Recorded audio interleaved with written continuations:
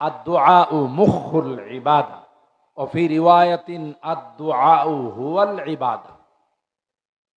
দুআ হলো সমস্ত ইবাদতের নির্যাস। আর কোন বর্ণনা আছে দোয়াই ইবাদত। সুবহানাল্লাহ বলেন। মুমিনের সবচেয়ে বড় হাতিয়ার কি বলুন তো? সবাই কয় না দোয়া। কি না হয়? দোয়ার দ্বারা অনেক কিছু হয়।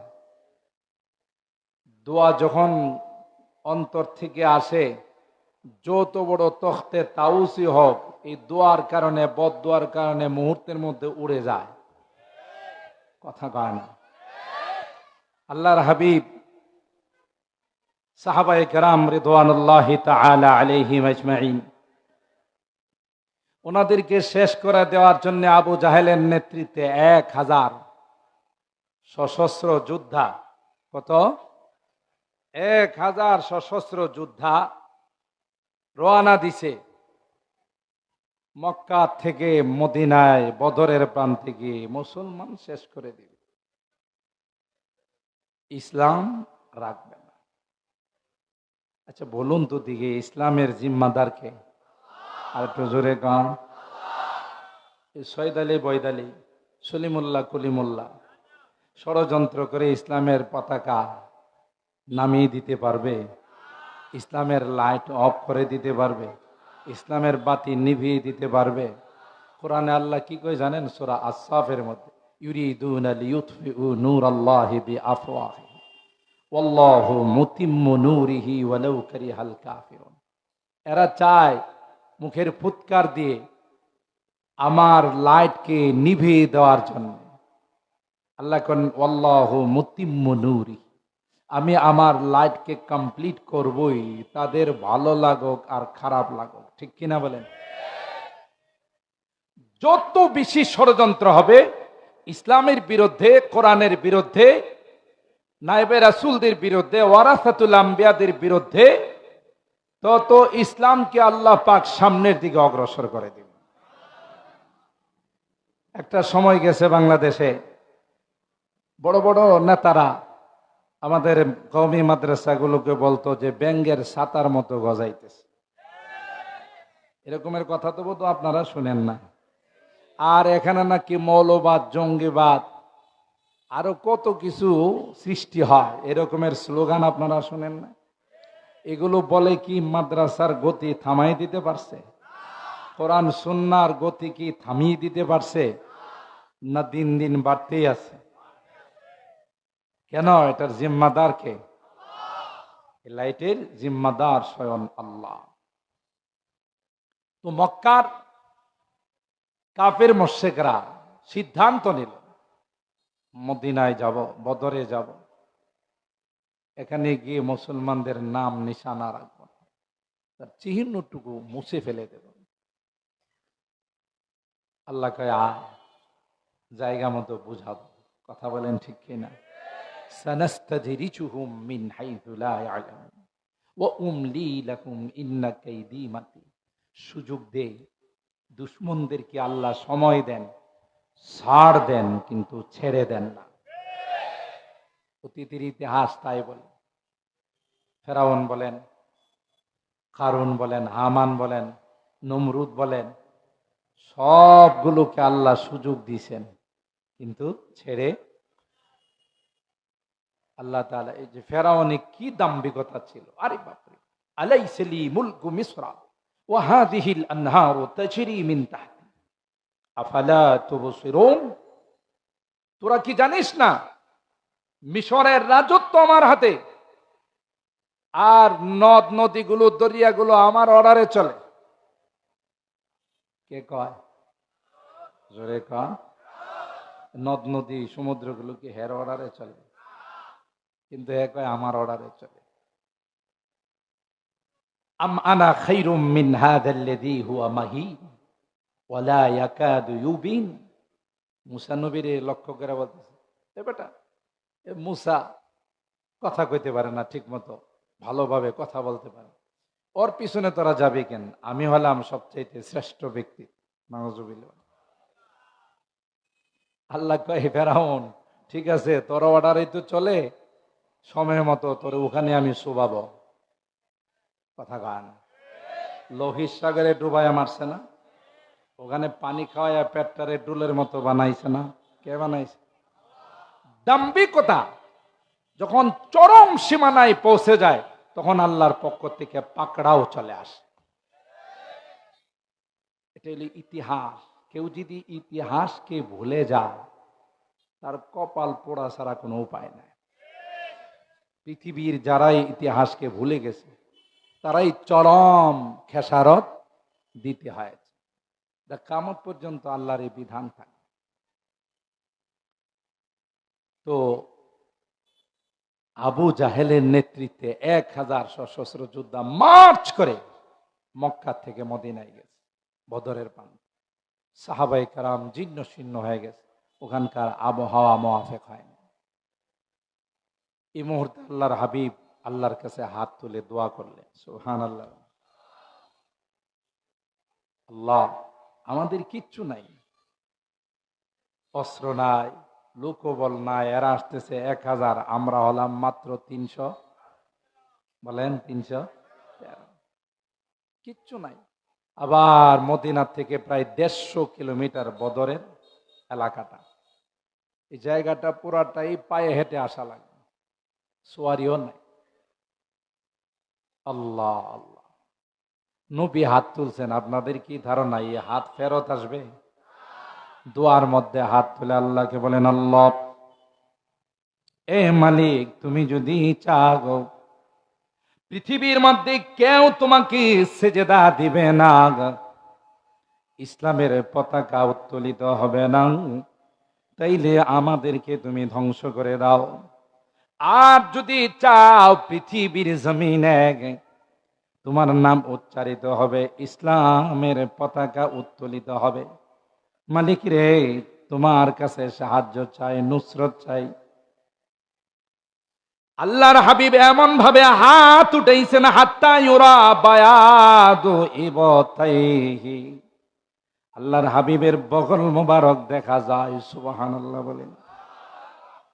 হযরত আবু বকর বলেন, ইয়া রাসূলুল্লাহ, হাসবুকা ইয়া রাসূলুল্লাহ, পয়গম্বর আমার মনে কই রে আপনার হাত আল্লাহর আরশ পর্যন্ত চলে গেছে। হযরত জিবরাইল আমিন আয়াত নিয়ে চলে আসছে, ওয়ালাকাদ নাসারাকুমুল্লাহু বিবাদরিন ওয়া আনতুম আযিল্লা। আল্লাহ ডাক দিয়া কয়, ও পয়গম্বর, লোকবল ছিল না, অস্ত্র ছিল না, কোন শক্তি সামর্থ্য ছিল না, কিন্তু আপনার দোয়া এত পাওয়ারফুল, প্রথম পর্যায়ে আমি 1000 ফেরেশতা নাজিল করে দিলাম। কত? 1000 বিআলফিম মিনাল মালাইকাতি মুরদিফিন। এরপর আল্লাহ বলেন, পরবর্তীতে আমি আল্লাহ 3000 ফেরেশতা নাজিল করে দিব। আল্লাহু আকবার বলেন। ফজায়ে বদর पैदा कर फरिश्ते तेरी नुसरत को, फजाए बदर पैदा कर फरिश्ते तेरी नुसरत को, उतर सकती है गर्दों से कतार अंदर कतार भी। বদরের প্রান্তে যে আল্লাহ সাহায্য পাঠাইছিলেন ওই আল্লাহ তো এখন নাই, নির্বাচনে পরিবর্তন হয়ে গেছে। হ্যাঁ আছে, থাকলেও এতদিন কি আর আগের মতো শক্তি থাকে? আল্লাহ শক্তি মনে একটু কমা গেছে। নতুন স্বাধীনতা দিয়ে আল্লাহ কয় আমার শক্তি আগের মতোই আছে। কথা কয় না? ফজায়ে বদর पैदा कर फरिश्ते तेरी नुसरत को, उतर सकती है गर्दों से कतार अंदर कतार भी। আল্লাহ কয় এখনো যদি বদরের সাহাবায়ে কেরামদের ঈমান আর ইয়াকিন যদি তোমার মধ্যে থাকে, তখন যেমন ফেরেশতা আসছিল এখন আসবে। কথা বলেন ঠিক কিনা? যেমন আল্লাহ দেখাই দিছে।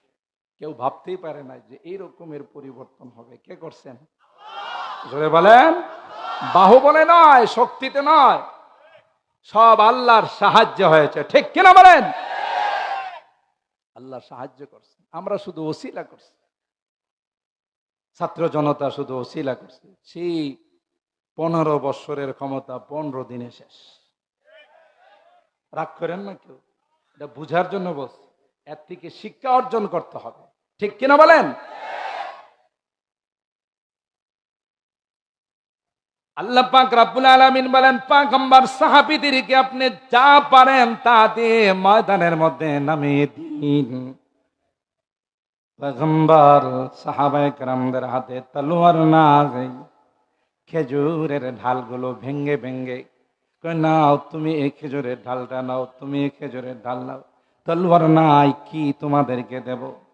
আল্লাহর কসম, ইতিহাসের পাতা খুলে দেখুন, সাহাবায়ে কেরাম ওই খেজুরের ঢাল দিয়ে যখন কাফেরদের গর্দানে আঘাত করে, আল্লাহর কসম, একটা তলোয়ার দিয়ে যে পরিমাণ গর্দানকে বিচ্ছিন্ন করা হয়, তার চাইতে দ্রুত গতিতে খেজুরের ঢাল দিয়ে সেটা বিচ্ছিন্ন হয়ে যায়। শুধু আওয়াজ আসে, আকদিম ইয়া খাইজুম, এরে নবীর সাহাবী আগাও, আমরা আছি তোমাদের সাথে। সুবহানাল্লাহ। বড় বড় লিডার গুলো যেগুলো মার্চ করতে করতে গিয়েছিল, তার মধ্যে একটা ছিল আবু জাহেল, এসেছিল সবার নেতৃত্বে। এই বড়টারে আল্লাহ সাইজ করছেন দুইটা পিচ্চি দিয়া। কথা কয় না। আবু জাহেলকে সাইজ করছেন কি দিয়া? আর আবু জাহেলরে কিন্তু সুরাকা ইবনে মালিক ইবনে জুশুম কিন্তু এই শয়তানরে সতর্ক করছিল, দেখো মাস্তানি কইরো না, বাহাদুরি দেখায় না, এবারের সাথে কেউ পারবে না। সুবহানাল্লাহ বলেন। আবু জাহেলে ঘোষণা দিছিল হিজরতের রাত্রের পর মুহাম্মদকে কেউ ধরতে পারলে তাকে 100 লাল উট পুরস্কার দেওয়া হবে। নাউজুবিল্লাহ খান। এই লোভে সুরাকা ইবনে মালিক ইবনে জুশুম, এক বাহাদুর, সে তখন অপেক্ষায় ছিল যে মুহাম্মদরে একা একই কোথায় পাওয়া যায়। একটা জায়গাতে আল্লাহর নবী এবং আবু বকরকে পাইছে। এবার তো সে মার মার করে আগাইছে ঘোড়া নিয়ে। কিন্তু আল্লাহর কুদরতি কারিশমা হলো, ঘোড়া যখন সামনের দিকে যায়, ঘোড়ার পাও আস্তে করে নিচের দিকে চলে যায়। সুবহানাল্লাহর আওয়াজে মনে হচ্ছে আপনারা রোজা রেখে আছেন। সুবহানাল্লাহ বললে আল্লাহ খুশি না বেজার? আরো জোরে কন। আল্লাহু আকবার বললে আল্লাহ খুশি না বেজার? আল্লাহ তাআলা ফেরেশতাদেরকে কয়, তারা তো না বুঝা ভেটও দিছিল, দেখতো নড়াইবাগ ডেমরা এলাকায় এই যে আমার বান্দারা বসে আছে, এরা একটু একটু পর পর কি স্লোগান দেয়, বলে সুবহানাল্লাহ। তোরা তো তখন বলছিলা তাজআলু ফিহা মান ইউফসিদু ফিহা ওয়া ইয়াসফিকুদ দিমা, আল্লাহ এটারে বানায় লাভ কি? এটা তো মারামারি করব, দলাদলি করব, রাজনীতি করব, এক পার্টি আরেক পার্টির গুম খুন করব। কথা বলেন ঠিক কিনা? আয়না ঘরে নিয়ে ঢুকাইবো, এটারে মাইরা লাভ? আল্লাহ কই শুধু আয়না ঘর দেখছিস, আর এই ইসলামী মহাসম্মেলনটা দেখিস নাই। কথা বলেন ঠিক কিনা? তখন আল্লাহ জবাব দিয়েছিলেন, ইন্নী আ'লামু মা লা তা'লামুন, বেশি পণ্ডিতি করো না, আমি যা জানি তোমরা তা জানো না। সুবহানাল্লাহ বল। এখন আল্লাহ ফেরেশতাদেরকে দেখতো কি জোরে জোরে কি কয়, কয় আল্লাহ তোমার পবিত্রতা বর্ণনা করে, আর কি কয় তুমি মহান। সুবহানাল্লাহ বলে। মুহতারাম হাজিরিন, এই দুইটা পিচ্চিকে দিয়ে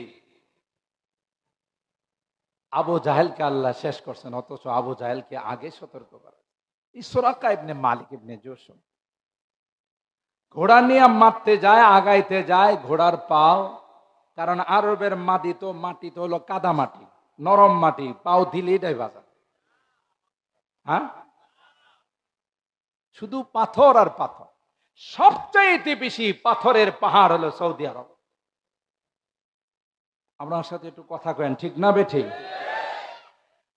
কারণ কি জানেন, এটা করতে গেলে তো কথা আরো লম্বা হয়ে যায়। আমি তো যুবকদের উদ্দেশ্যে কিছু আয়াত তিলাওয়াত করছি, যেহেতু আজকের মাহফিল নড়াইবাগ যুব সমাজের উদ্যোগ, সূরাতুল কাহাফের 9, 10, 11 ছোট্ট ছোট্ট 3খানা আয়াত পড়ছি।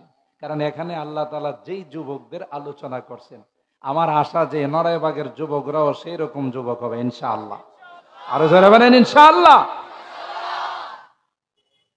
এই সম্পর্কে আলোচনা করার জন্য লম্বা হাদিসের অংশ বিশেষ আপনাদের খেদমতে পাঠ করছি।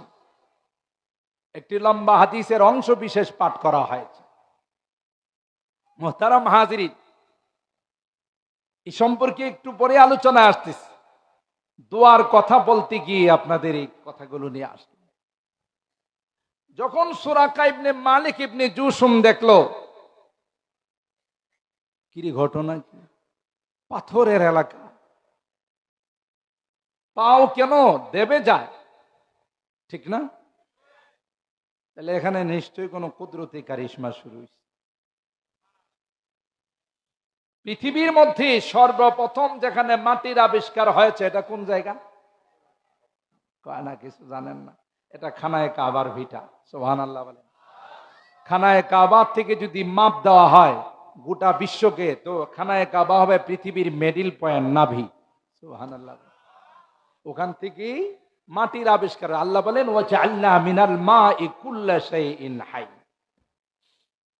পানির থেকে আমি সব কিছু জিন্দা করছি। তাহলে বোঝা গেল পৃথিবীটা কি ছিল? বলেন বলেন, কি ছিল? কোরআনে বলেন।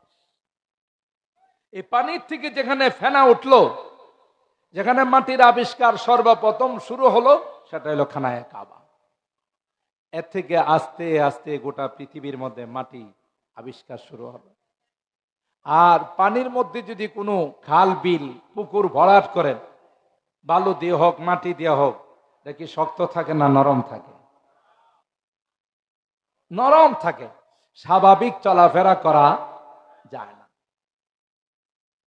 আল্লাহ কয়, যেহেতু পানির মধ্যে আমি মাটি আবিষ্কার করছি, তোমাদের চলাচল করতে প্রবলেম হবে, স্বাভাবিক চলাচল করতে পারবে না।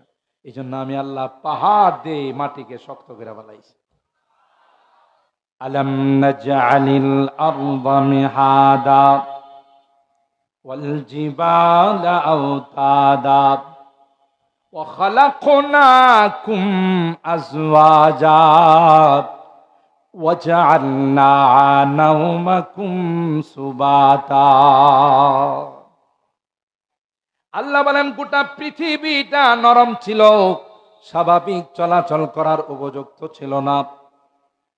তাই আমি আল্লাহ ওখানে বড় বড় পাহাড় বানাই দিয়া তোমাদের চলাচলের ব্যবস্থা করে দিলাম।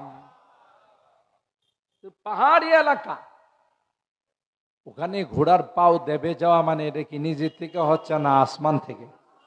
আরো জোরে বলেন। আসমান থেকে কুদরতি কারিশমা শুরু হয়ে গেছে। আল্লাহু আকবার।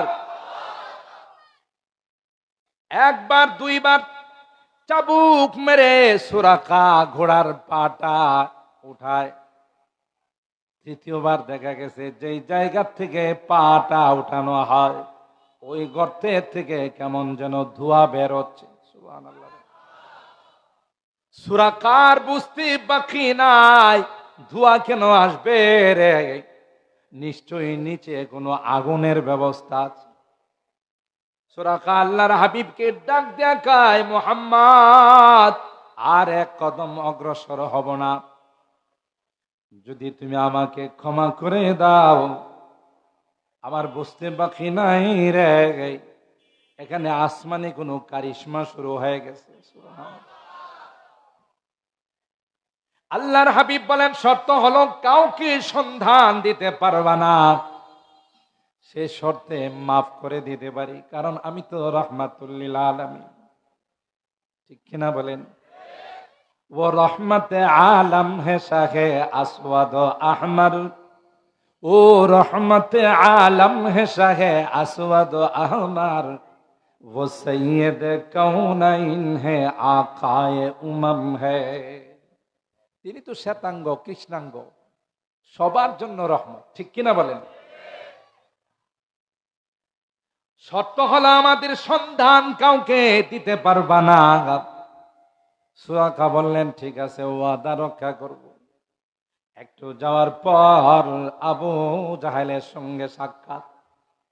আবু জাহেল কয়, সুরাকা রে কোনো খবর আছে কিনা? কয় বড় খবরটা আছে। সুবহানাল্লাহ বলে, আবা হাকামিন ওয়াল্লাহি লাউ রাআইতাহু, আবা হাকামিন ওয়াল্লাহি লাউ রাআইতাহু লিআমরিন জুয়াদিন তাসুখু কাওয়াইমুহু।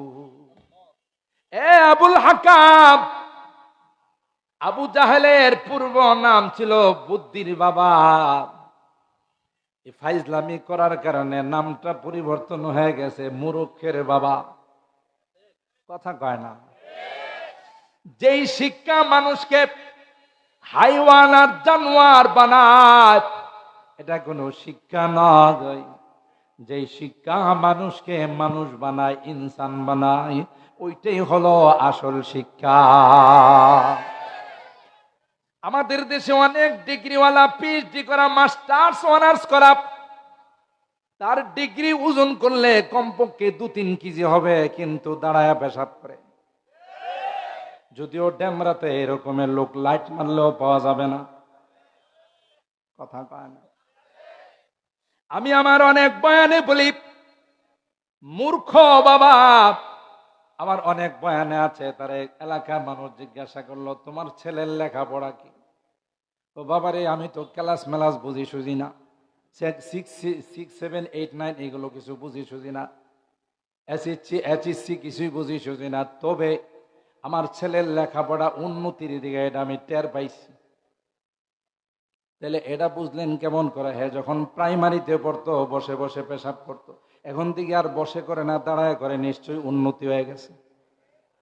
কথা কয় না? আছে না? নাই? দাঁড়ায় কি মানুষ পেশাব করে না? হাইওয়ান জানোয়ার।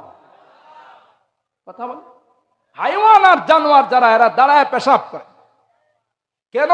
তার ওই শিক্ষা নাই যে মা বালা রাসূলুল্লাহ সাল্লাল্লাহু আলাইহি ওয়াসাল্লাম কাইমান কাত্তু, জীবনে আল্লাহর নবী দাঁড়িয়ে পেশাব করেন নাই, বসে পেশাব করা এটাই সুন্নত। শুধু সুন্নত নয়, আল্লাহর হাবিব প্রত্যেকটা সুন্নত বৈজ্ঞানিকরা এখন গবেষণা করে, অ্যানালাইসিস করে, রিসার্চ করে, বৈজ্ঞানিকরা বলেন শুধুই যে পরকালীন উপকারী তা নয়, ইহকালীন উপকারী, দৈহিক উপকারী প্রত্যেকটা সুন্নত। সুবহানাল্লাহ। যেই মানুষটা বসে বসে পেশাব করে, ডাক্তাররা বলেন সহজে তার বহুমূত্র রোগ হবে না, সহজে তার পেশাবের রাস্তা ঢিলা হবে না। আর যে দাঁড়ায়া পেশাব করে, তার তুলনায় জরিপ করে দেখা গেছে বহু আগের থেকে মেশিন ডাইরেক্ট হয়ে যায়। কথা কয়? মেশিন ডাইরেক্ট পর্যন্ত out of the control. Machine control করতে পারে না, কাপড় চোপড় শেষ হয়ে যায়। আর হুজুররা বসে পেশাব করে আলহামদুলিল্লাহ 80-90 হয়ে যায়, তারপরও পেশাব কন্ট্রোলে থাকে। কথা বলেন ঠিক কিনা? কারণ হুজুররা কখনো বসে দাঁড়িয়ে পেশাব করেন না। তাহলে শিক্ষা অর্জন করতে করতে বসার থেকে কি গেছে, দাঁড়ায় গেছে। আর কাপড় টানতে টানতে হাঁটুর উপরে চলে আসে। আপনারা বোধহয় দেখেন না এরকমের মানুষ, হাফ প্যান্ট পরে পরে বেড়ায়, এরকম মানুষ নাই? এটা কি জন্য করে জানেন? আপনাকে এই কথা বলার জন্য, আমি কিন্তু মডারেট, আমি কিন্তু আধুনিক। যে আধুনিকতার কারণে আমারও কাপড় উপরে চলে আসছে, আমার ম্যাডামের কাপড় শর্টকাট হয়ে গেছে। ম্যাডামের একটু ঘুরাই দিতে, ম্যাডামের কাপড়ও কি হয়ে গেছে, শর্টকাট হয়ে গেছে। হালকা ঘুরাই লাগে জানো, এটা ইসলামী শিক্ষা নয়। কিছুদিন আগেও আমাদের দেশে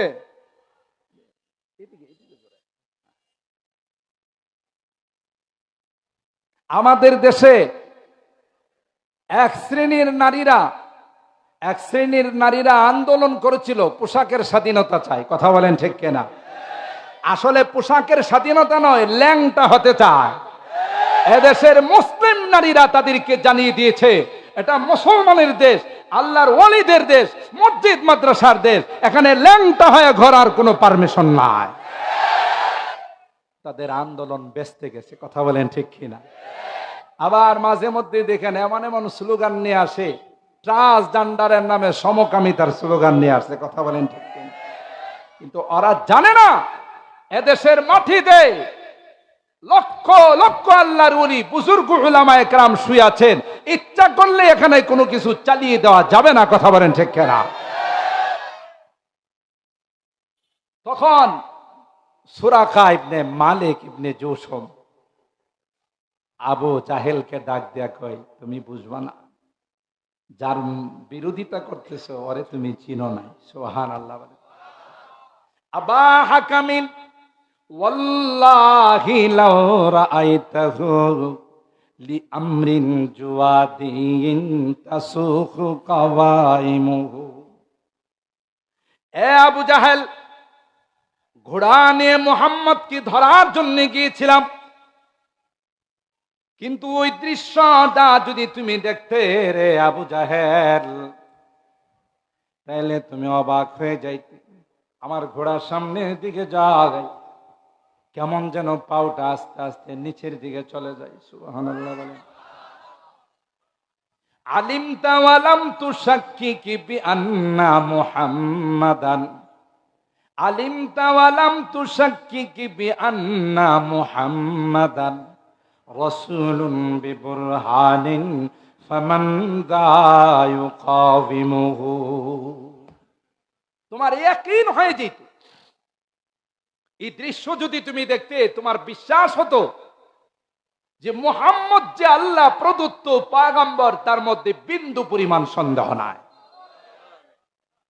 ফামান দা ইউকাবিমুহু, পৃথিবীর কোন শক্তি, মহাশক্তি, পরাশক্তি একত্রিত হয়ে মুহাম্মদের মোকাবেলা করতে পারবে না। সুবহানাল্লাহ। বলেন আলাইকা বিকাফিন নাসি ফাইন্নাহু, তোমার একটা নসিহত করি, ভালো যদি চাও তাহলে নিজেও বিরোধিতা করো না, মানুষকেও বিরত রাখো। এমন একদিন আসবে রে, মুহাম্মদের পতাকায় সারা বিশ্বে পথ পথ করে উঠবে।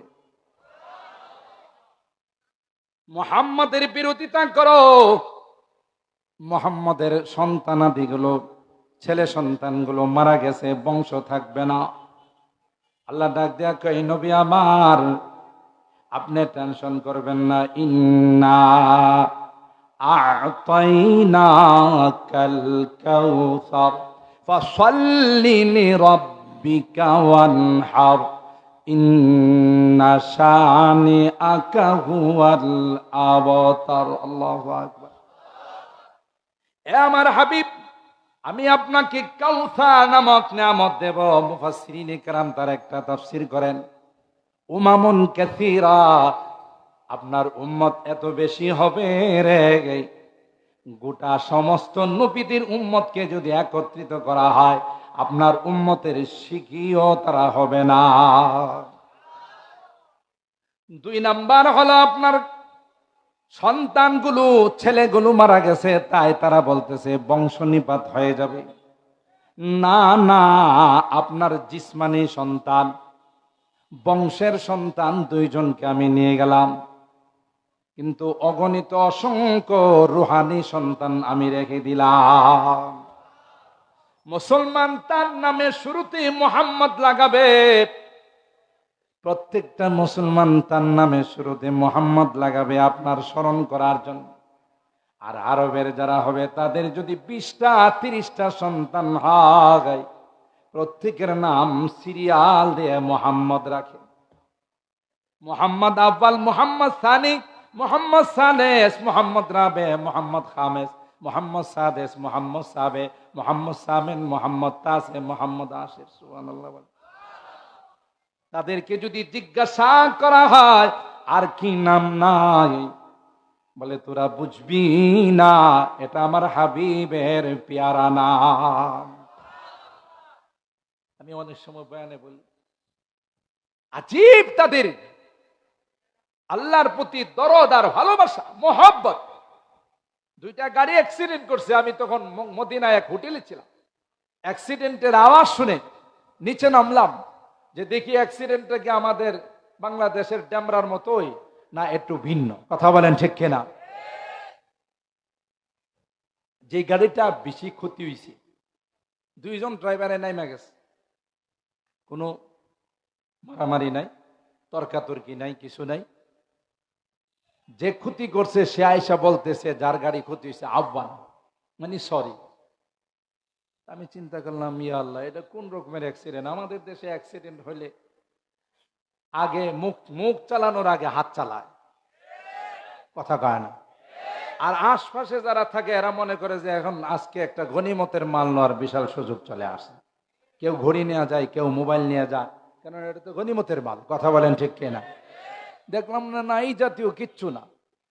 পুলিশকে ফোন দিছে, সুরতা সুরতা আসবে এখানে, দেখবে কারা অপরাধ, এগুলো নিয়ে যাবে, ঠিক করাবে, যা হওয়ার হবে। কিন্তু এখানে যে দৃশ্যটা আমি দেখলাম, সে বলতেছে আহ্বান, তুমি মাফ করে দো, আমার ভুল হয়ে গেছে। আর যার ক্ষতি হয়েছে, লাখ লাখ টাকা ক্ষতি হয়েছে, সে বলতেছে লা সল্লি আলা হাবিবি, সল্লি আলা হাবিবি, তুই আমার হাবিবের উপর দরুদ পড়বে, তোর সব মাফ। আরো আসতে সুবহানাল্লাহ বলে। কি দরদ, কি মহব্বত! আল্লাহ পাক বলেন, হাবিব আমার, টেনশনের কোনো কারণ নাই। তারা যতই ষড়যন্ত্র করুক, আমি আল্লাহ এমন সিস্টেম করে দিব, পৃথিবীর মধ্যে এমন কোনো মুহূর্ত থাকবে না যে মুহূর্তে আকাশে বাতাসে আপনার নাম উচ্চারিত হবে না। আপনার নাম উচ্চারিত হবে। আজানের মধ্যে আল্লাহ এমন সিস্টেম করে দিয়েছেন, সারা পৃথিবীর মধ্যে এমন কোন মুহূর্ত নাই যে মুহূর্তে পৃথিবীতে আজান হয় না। আল্লাহ কয়, হাবিব আমার, আমার নামের সঙ্গে আপনার নাম আমি রেখে দিলাম, আপনার নাম অ্যাড করে দিলাম, মিলিয়ে দিলাম। যখনই বলা হবে আশহাদু আল্লা ইলাহা ইল্লাল্লাহ, তার পরক্ষণেই বলা হবে আশহাদু আন্না মুহাম্মাদার রাসূলুল্লাহ। ঠিক কিনা বলেন? যদিও যদিও দুই জায়গাতে একটু ব্যতিক্রম আছে। আমাদের এক বন্ধু বলেন যে আমি আজহার থেকে আমি গেলাম আজারবাইজান সফরে, এক এলাকায় নামাজ পড়বো, মসজিদ দেখলাম। তো যখন আজান দিতেছে, মুয়াজ্জিন সাহেব বলেন আশহাদু আন্না আন্না আহলাল কারিয়াতি ইয়াশহাদুনা আন্না মুহাম্মাদুর রাসূলুল্লাহ। কি রে, ডিজিটাল আজান পাইলু কই? ওটা কইতেছে আমি সাক্ষ্য দিতেছি যে এই এলাকার মানুষ বলে যে মোহাম্মদ আল্লাহর রাসূল। তাতে বোঝা গেল হ্যাঁ, কথা কয় না। আশহাদু আন্না আন্না আহলাল কারিয়াতি ইয়াশহাদুনা আন্না মুহাম্মাদুর রাসূলুল্লাহ। এরাই ডিজিটাল আজান শুই না, কি জীবনে তো এই মার্কা আজান। যা ঠিক আছে, নামাজ পড়তে গেছে, অপেক্ষা আছে ইমাম সাহেব কখন আসবে। মাশাআল্লাহ, ইমাম সাহেব আসতেছে। একটা পর্যায়ে মসজিদে ঢুইকা ইমাম সাহেব নি করছি কি, তার বাম পাওটা উঁচা করে রাখছে, শুধু ডান পাও দিয়ে আস্তে আস্তে হাইটা হাইটা যায় নামাজে গেছে। গোটা নামাজের মধ্যে হে বাম পাও আর জমিনে লাগায় না, এটা আলগি দিয়ে রাখছে। এরা অবাক, কিরে দেখলাম উনি ভালো মানুষ, হাইটা আসলো, এখন পাও একটা উঠাই রাখছে। পাও যদি তার সমস্যা থাকতো তাহলে তা আগের থেকে সে ল্যাংরা ল্যাংরা হাত। আরো আশ্চর্য ব্যাপার, নামাজের পরে ইমাম সাহেবকে জিজ্ঞাসা করলেন, ভাই আপনার মসজিদে যে আজান শুনলাম এটা তো ডিজিটাল আজান, এরকমের আজান তো কোথাও শোনা যায় না। কই ভাই, বিষয়টা হয়েছে কি, আজান দেওয়ার মতো কোনো মুসলমান পাওয়া যায় না, একজন খ্রিস্টানকে বেতন দিয়ে রাখা হয়েছে। এই খ্রিস্টান যখন আজান দিতেছে, হে তো আর আমাদের নবীকে কি মানবে না, এই জন্য হ্যাঁ গোড়ায় গাড়ায় কইতেছে যে আমি কই না, এলাকার মানুষ কয়, কথা কয়। তাহলে মুয়াজ্জিন কি হইল? তো খ্রিস্টান কইছে আচ্ছা আপনারে দেখলাম আপনি সুন্দর করে হাইটা আসলেন, একটা পাও যে গোটা নামাজের মধ্যে উঠাই রাখলেন। কো ভাই, বিষয়টা হইলো কি, উজু করতে গিয়ে উজু করতে করতে একটা পর্যায়ে ডান পাও ধোয়ার পর বাম পাও ধোয়ার আর পানি নাই, তো এটা ধুইতে পারে না, এই জন্য এটা নামাজ থেকে আলাদা রাখছি। যেহেতু এটার মধ্যে কি ঢুকে নাই, এটার মধ্যে যেহেতু পানি লাগে না, এই জন্য এটা নামাজ থেকে কি রাখলাম। এরা কই, ইয়া আল্লাহ, যে মার্কা মুয়াজ্জিন কথা কয় না, ঠিক না? ওই যে 3 গাধায় সমুদ্রের পারে নামাজ পড়তে দাঁড়াইছে, উলামায়ে কেরাম জানেন একটা কৌতুক আছে। সমুদ্রের ঢেউ তো শা শা আওয়াজ করে, মনে হয় যে ভূমিকম্প শুরু হয়ে গেছে। এক মগা করছে কি, এই আওয়াজ শুই না নিজের কন্ট্রোল করতে পারে নাই, হ্যাঁ ফার্সি ভাষায় কয়েই ফেলাইছে যে চাহে দরিয়া শা শা মে কোনা। আরে বাপরে বাপ, দরিয়ার ঢেউয়ের এত আওয়াজ আছে কই? কথা কয় না। নামাজে, হ্যাঁ নামাজ আছে না গেছে? তো পাশে যে মুসল্লি ছিল, হ্যাঁ ফতোয়া দিল, দর নামাজ সাখুন গুফতান হারামাস। তুমি যে নামাজের মধ্যে কথা কইলা, তুমি ফতোয়া জানো না যে নামাজে কথা বলা যায় না? কথা কয় না। এই দুইটার কোনটার নামাজ আছে? দুইজনের কথা। এখন ইমাম সাহেব চিন্তা করে যে আল্লাহ আমারে কি বাঁচানটা বাঁচাইছে, হ্যাঁ যারা দুইজন কথা জ্ঞান নামাজটারে শেষ করে দিয়েছে। এর সাথে সাথে আল্লাহ শুকরিয়া আদায় করে বলে আলহামদুলিল্লাহ, ধর নামাজ সাকুন নামি গুফতাম, আল্লাহ তোমার মেহেরবানি, তোমার সমস্ত প্রশংসা, আমি একটা কথাও কই নাই। আছে নামাজ না গেছে? কথা কয় না। নামাজ তো চলে গেছে। কি বলতেছিলাম মনে আছে? এই চিন্তা করলো যে এই মুয়াজ্জিন আর ইমাম, কই ভাই সভাপতি সাহেবের বাসাটা কোথায়? সভাপতি সাহেবের দোকান দেখা কইতেছে যে সভাপতি সাহেব এই দোকানে বসা আছে। গিয়ে দেখে দোকানের মধ্যে মদের ব্যবসা। সভাপতি সাহেবের জিজ্ঞাসা করলো, আপনি কি মসজিদের সভাপতি? বলে হ্যাঁ। দোকান কি আপনার ব্যক্তিগত না মসজিদের? হ্যাঁ মসজিদের মার্কেট। তো মসজিদের মার্কেটে আপনি একটা হারাম জিনিসের ব্যবসা করেন। হুজুর এই এলাকাতে এই পণ্যটাই চলে ভালো। কথা গান। সেক্রেটারি সাহেবের সন্ধান করতে করতে গিয়ে দেহে শুকুরের গোশত বিক্রি করে। কথা কয় না। তাইলে এরকম দুই একটা ব্যতিক্রম ছাড়া গোটা বিশ্বের মধ্যে আজান এক সিস্টেমে হয়, আশহাদু আন্না মুহাম্মাদার। বৈজ্ঞানিকরা বলেন, আবহাওয়াবিদরা বলেন, পৃথিবীর আবহাওয়াকে অ্যানালাইসিস করার পর, রিসার্চ করার পর দেখা গেছে একটা সেকেন্ড, একটা মুহূর্ত এরকম নাই যে গোটা বিশ্বের কোথাও না কোথাও আজান হয় না। সুতরাং গোটা বিশ্বে 24 আওয়ার 24 ঘন্টা আল্লাহর নবীর নাম উচ্চারিত হয়। চাইলে কি ষড়যন্ত্র করে আল্লাহর নবীর নাম কেউ অফ করে দিতে পারছে? हर मोए बदन भी जो जुबा बन के करे शुक्र, हर मोए बदन भी जो जुबा बन के करे शुक्र, कम है बखुदा उनकी इनायात से कम है। পশমে পশমে যদি তার শুকরিয়া আদায় করা হয়, হায়াত শেষ হয়ে যাবে, শুকরিয়া আদায় করা সম্ভব হবে না। কথা বলেন ঠিক কিনা? আর ভাইরা, আবু জাহেল মার্চ করে বদরের প্রান্তে উপস্থিত হয়েছে। দুই ভাই, একজনের নাম মুআদ, আরেকজনের নাম হলো মুআওয়াদ। সুবহানাল্লাহ বলে। বালেগ হয় না, না বালেগ ছোট। মার কাছ থেকে বিদায় নিয়ে চলে আসছে। মা বিদায় দাও রে, বড় দুশ্মনটাকে যতক্ষণ পর্যন্ত জাহান্নামে না পাঠাবো ততক্ষণ পর্যন্ত তোমার কাছে আসবো না। সুবহানাল্লাহ। হযরত আব্দুর রহমান, বুখারী শরীফ খুলে দেখুন, হযরত আব্দুর রহমান ইবনে আউফ, ফি রিওয়ায়াতিন হযরত আব্দুল্লাহ ইবনে মাসউদ।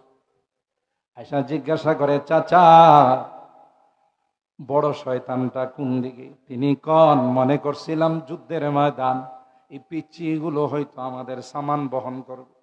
ইয়া আল্লাহ, পিচ্চিগুলো কয় বড়টারে দেখাই দেন। সুবহানাল্লাহ বলেন। হযরত আব্দুর রহমান ইবনে আউফ বলেন, কিছুক্ষণ পরেই দেখলাম আবু জাহেলকে দেখা যায় সব বন্দি করতেছে, দুশমনদেরকে কাতার বন্দি করতে। আমি তখন বললাম, ওই যে দেখা যায় তোমাদের টার্গেট। আল্লাহর কসম, দেখাইতে দেরি হয়, বাস পাখির মতো ঝাপায়া পড়তে দেরি হয় না। আল্লাহু আকবার। तौहीद ने बख्शी है हमें हौसला मंदी, हम मिल्लत इस्लाम के जाबाज सिपाही। तौहीद ने बख्शी है हमें हौसला मंदी, हम मिल्लत इस्लाम के जाबाज सिपाही, हम खालिद दर्रार की अजमत का निशा है, हम खालिद दर्रार की अजमत का निशा है, हम कासिम महमूद की गैरत का निशा है। अरे আমরা কারা? মুসলমান তো সেই বীরের জাতি। 10টা কাফের যদি একজন মুসলমানের সামনে দাঁড়ায়, আল্লাহ কোরআনে বলেন তোমাদের মোকাবেলা করার তাদের সাহস নাই। কথা কয় না।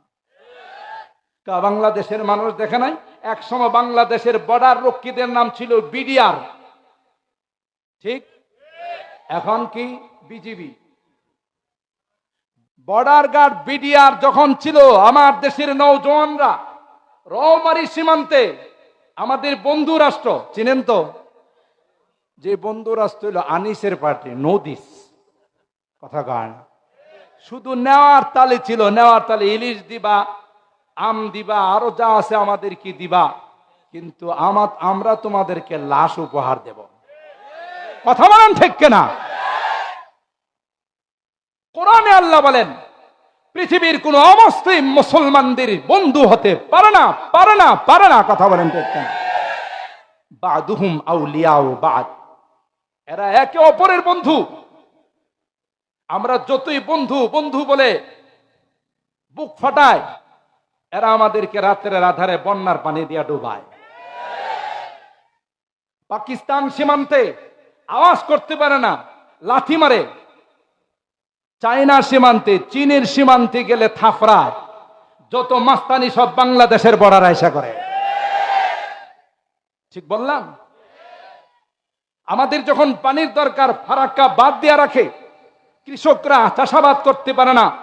আর যখন আমাদের দেশে পানি থাকে, তখন ফারাক্কা বাদ ছেড়ে দিয়া উত্তরাঞ্চলটাকে পুরা ডুবাই রে। কথা বলেন ঠিক কিনা? তারপরও বন্ধু। কথা বলেন ঠিক কিনা?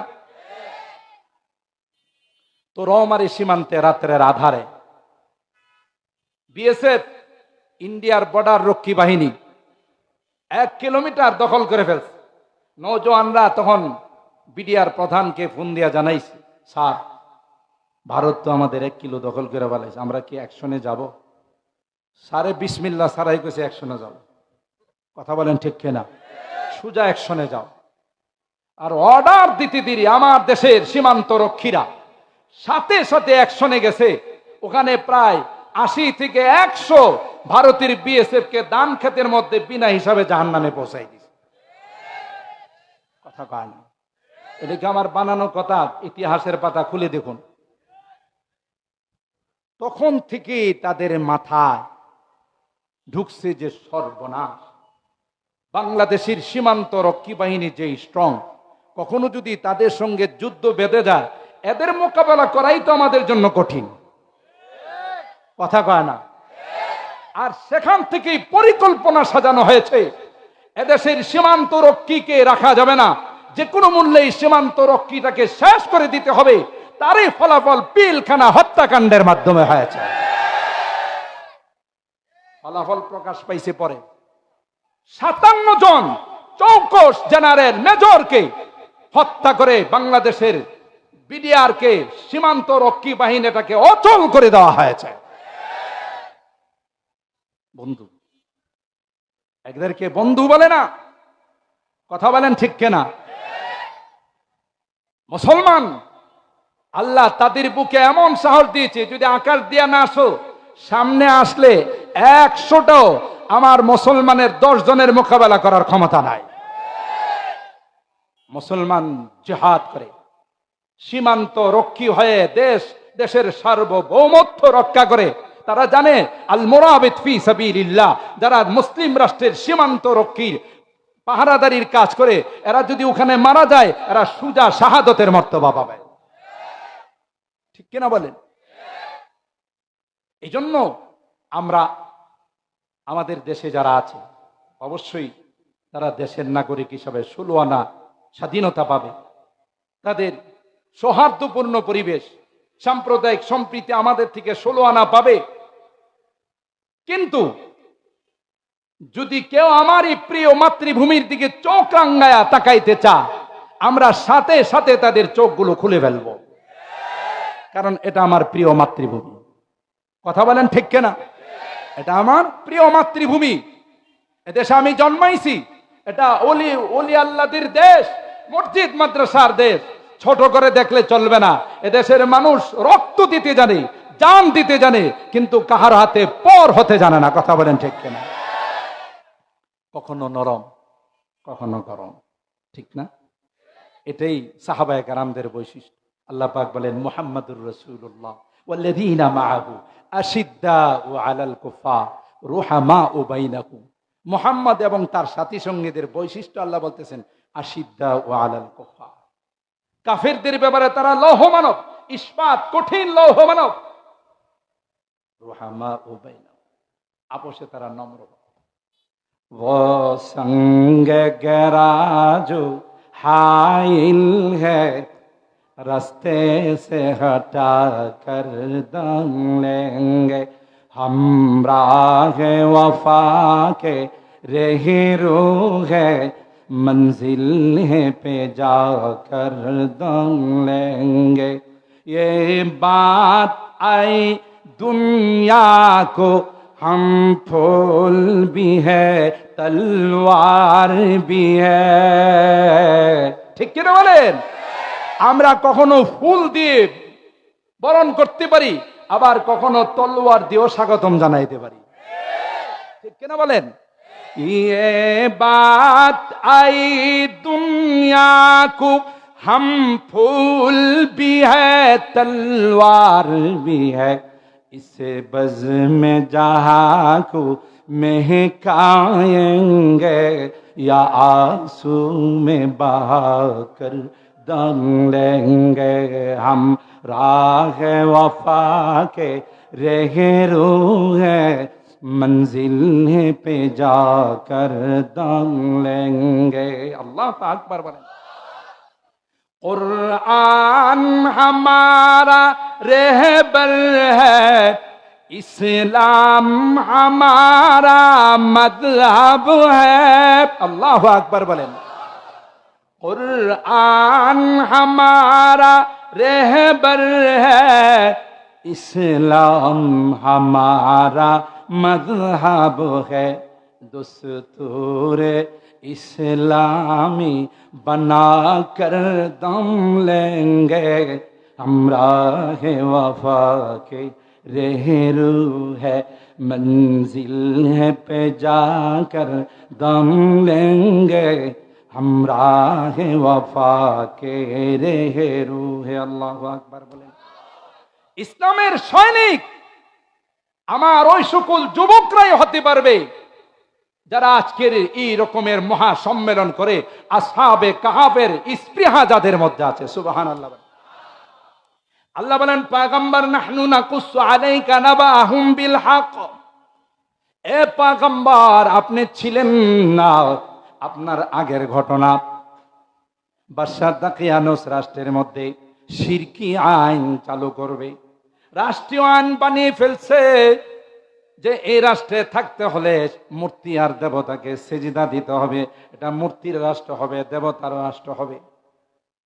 সবাই রাষ্ট্রদ্রোহিতা থেকে বাঁচার জন্য রাষ্ট্রের আইন মেনে নিয়েছে, কিন্তু 7 জন যুবক এরা কই না না, গায়ে 1 ফোঁটা রক্ত থাকতে শিরকি আইন মেনে নিব না, কারণ এটা মুসলিম কান্ট্রি, এখানে কোনো মুশরিকদের মূর্তি স্থাপন করা যাবে না। কথা বলেন ঠিক কিনা? উলামায়ে কেরাম গ্রিক দেবীর বিরুদ্ধে আন্দোলন করেছিলেন, তাই হাজার হাজার উলামায়ে কেরামকে আয়না ঘরে, লাল ঘরে, কথা বলেন ঠিক কিনা, ঢোকানো হয়। আল্লাহ আলেম উলামাদের কি ডাক দেয়া কয়, না না, টেনশন করিস না, এমন একদিন আসবে রে, একটা মূর্তির জন্য তোরা আন্দোলন করে জেলে গিয়েছিলে, এমন একদিন তোদের সামনে আসবে, একদিনে গোটা রাষ্ট্রের মূর্তিগুলো আমি পরিষ্কার করে দিব। ঠিক কিনা বলেন? আন্দোলন করে তোমরা জেলে গেছো মূর্তির বিরুদ্ধে, এমন একদিন আসবে যে একদিনে গোটা রাষ্ট্রের সমস্ত মূর্তি পরিষ্কার হয়ে যাবে। কে করছেন? ওই 7 জন যুবক বাদশা দাকিয়ানুসকে চ্যালেঞ্জ করলো। আল্লাহ বলেন নাহনু নাকুসু আলাইকা নাবাহুম বিল হক ইন্নাহুম ফিতিয়াতুন আমানু বিরাব্বিহিম ওয়াজিদনাহুম হুদা। আল্লাহু আকবার বলেন। আল্লাহ বলেন আমিও তাদের হিম্মত বাড়িয়ে দিলাম, তাদের ঈমানকে বৃদ্ধি করে দিলাম, তাদের হেদায়েতকে বৃদ্ধি করে দিলাম। 7 জন যুবক কয়, না না, আমাদের গায়ে যতদিন পর্যন্ত রক্ত আছে, যতদিন পর্যন্ত শক্তি আছে, ততদিন আমরা এই রকমের অন্যায়কে সমর্থন করব না। বাদশা দাকিয়ানুসের কাছে গিয়ে চ্যালেঞ্জ করলেন। আল্লাহু আকবার বলেন। ইদ কামু ফাকালু রব্বুনা রব্বুস সামাওয়াতি ওয়াল আরদ লান নাদউয়া মিন দুনিহি ইলাহান লাকাদ কুলনা ইযান শাতাতা। ইয়া বললে, এই মিয়া, জমিন কি তোর বাপের? সুবহানাল্লাহ। আসমানের নিচে যে থাকিস, এটা কি তোর বাবা? সুবহানাল্লাহ বলেন। আসমানের মালিক আল্লাহ, জমিনের মালিক আল্লাহ।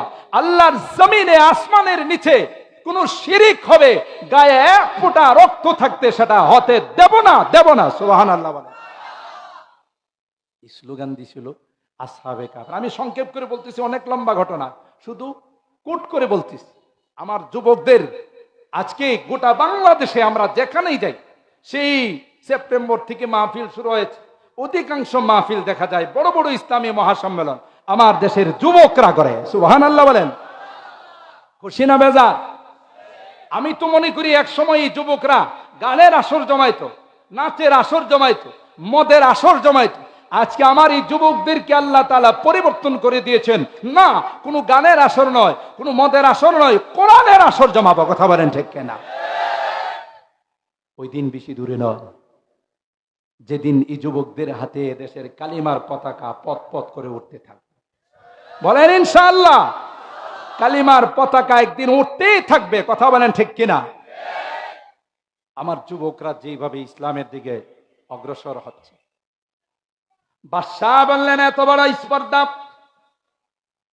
আমার রাষ্ট্রীয় আইনের বিরুদ্ধে তোমরা প্রতিবাদ জানালে, এখনই র্যাব, চিতা, গোয়েন্দা বাহিনী, আরো যত বাহিনী আছে এগুলো পাঠায় তোমাদেরকে অ্যারেস্ট করব। যুবকরা কয়, না না, পারবি না, কারণ আসমানের মালিকের সঙ্গে আমাদের সম্পর্ক। বাহিনী পাঠাইলো, কোথাও যায় খুঁজে পায় না, নৌবাহিনীও পায় না, বিমান বাহিনীও পায় না, স্থল বাহিনীও পায় না, র্যাবও পায় না, চিতাও পায় না, স্পেশাল ফোর্সও পায় না। সাথে সাথে আল্লাহ তাদের চোখের থেকে আল্লাহ পাক আড়াল করে দিলেন। এরপর আল্লাহ পাক বললেন, যাও যাও, গুহার মধ্যে যাও, ওখানে তোমাদের বাসস্থানের ব্যবস্থা করে রাখছি। মজার ঘটনা হলো, আসহাবে কাহফ যুবকরা যখন রওনা দিছে, তাদের সঙ্গে একটা কুকুরও রওনা দিছে। আরো আসতে সুবহানাল্লাহ। তাফসীরের কিতাব খুলে দেখুন, যুবকরা তখন ওই কুকুরকে ডাক দেয়া কয়, কুকুর, আমরা তো ঈমান রক্ষা করার জন্য গুহায় যাই, তুই কেন আমাদের সঙ্গে রওনা দিলি? আল্লাহর কসম, সাথে সাথে আল্লাহ পাক ওই কুকুরের জবান খুলে দিলেন। আরো আসতে সুবহানাল্লাহ। আল্লাহ পারেন না? পারেন না? আল্লাহর ক্ষমতা আছে না নাই? ওই কুকুর আসহাবে কাহাফ ওই যুবকদেরকে লক্ষ্য করে কয়, আমার উহিব্বু আহবাবাল্লাহ,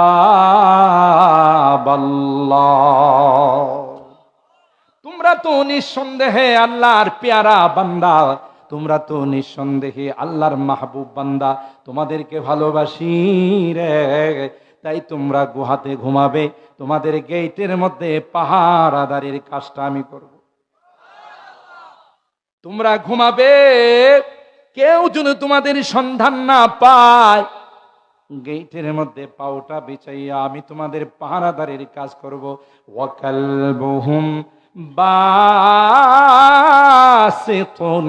যিরাইহি বিল ওয়াসিদ লাউ ইত্তালা'তা আলাইহিম লাওয়াল্লাইতা মিনহুম ফিরারা ওয়ালামুলিতা মিনহুম রুবা।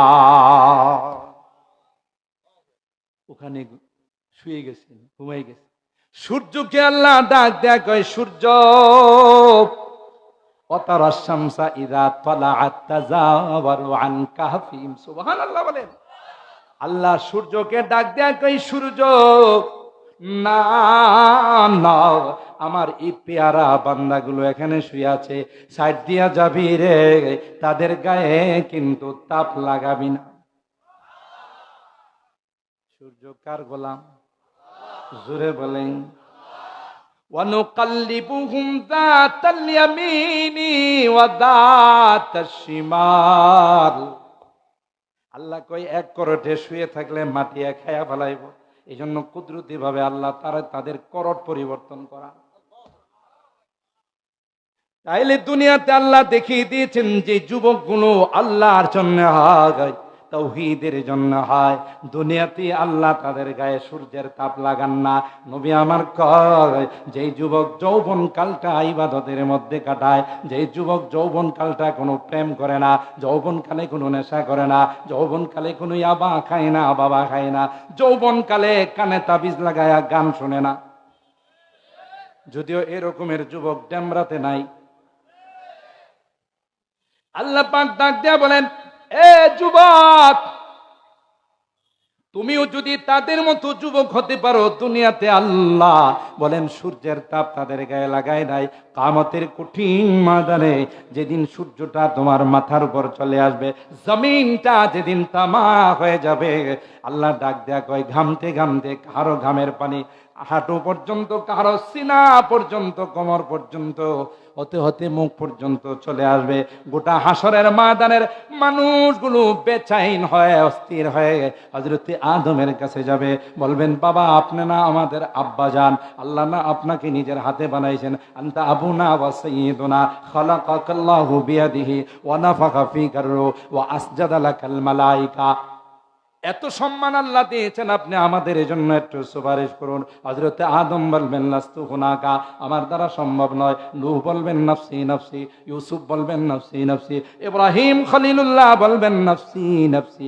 এত অসহ্য হয়ে যাবে, সূর্যের তাপের কারণে মাথার মগজগুলো নাক দিয়া বের হবে, কান দিয়া বের হবে, চোখ দিয়া বের হবে, অসহায় হয়ে যাবে। আল্লাহ ডাক দিয়া কয়, যুবক, এই নড়াইবাগের যুবকরা, ইসলামের জন্য যদি তোমার জীবন যৌবনটা অক্ষ করে দিতে পারো, আমি আল্লাহ কিয়ামতের কঠিন ময়দানে তোমার গায়ে সূর্যের তাপ লাগাবো না।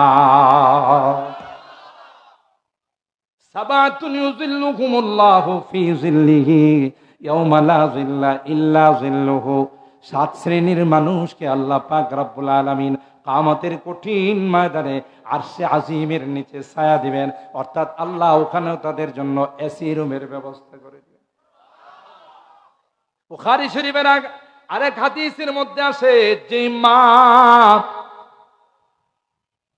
সন্তান এর চেহারার দিকে তাকাইয়া সন্তানটাকে এতিম রাইখা বাবা মারা গেছে, এরকমের ঘটনা ঘটে না? ছোট বাচ্চাদেরকে রেখে বাবা মারা গেছে, মা চিন্তা করছে, আমি যদি আরেক জায়গায় বিবাহ বসে যায়, আমাদের এই সন্তানদের ভবিষ্যৎ অন্ধকার হয়ে যাবে।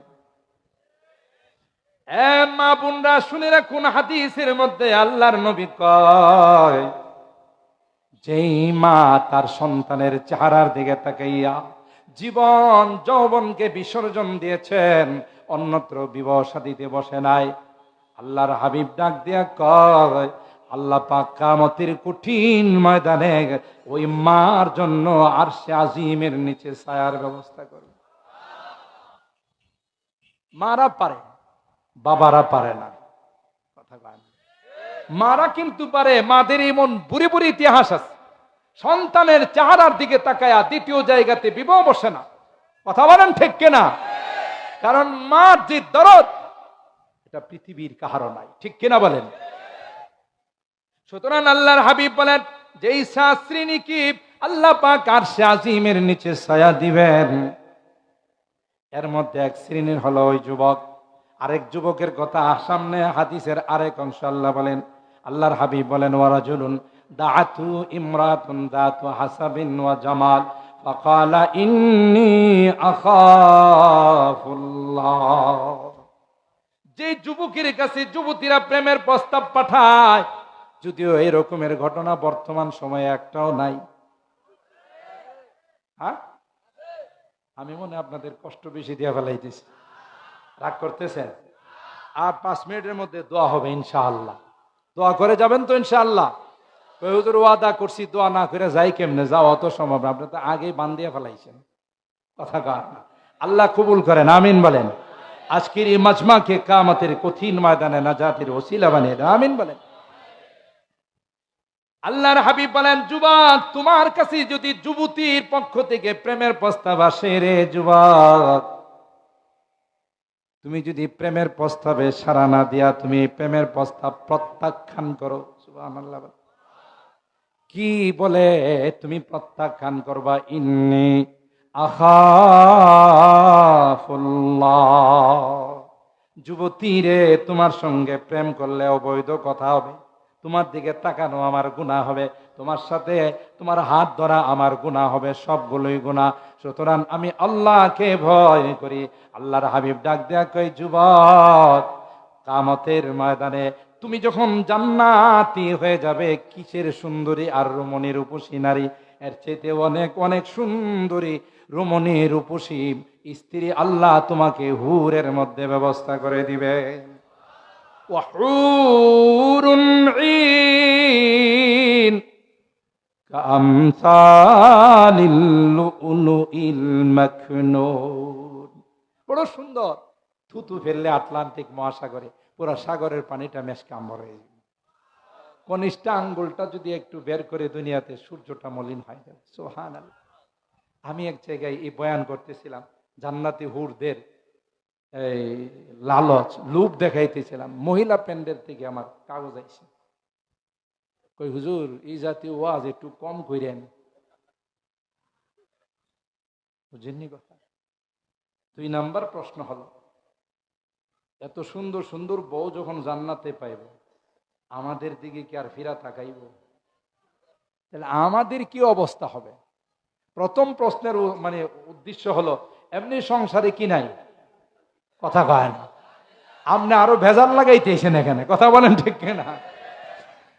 এটা হলো প্রথম প্রশ্নের অংশ, অর্থ। আর 2 নাম্বার হলো, এই সুন্দরী বউ যখন পাইব, আমাদের দিকে তো ফিরাও, আমাদের কি অবস্থা? আমি ওই বোনকে বা মাকে ধন্যবাদ জানাইছিলাম যে আপনি অত্যন্ত বিচক্ষণ নারী, আপনি প্রশ্ন না করলে উত্তর আসতো না। সুবহানাল্লাহ বলেন।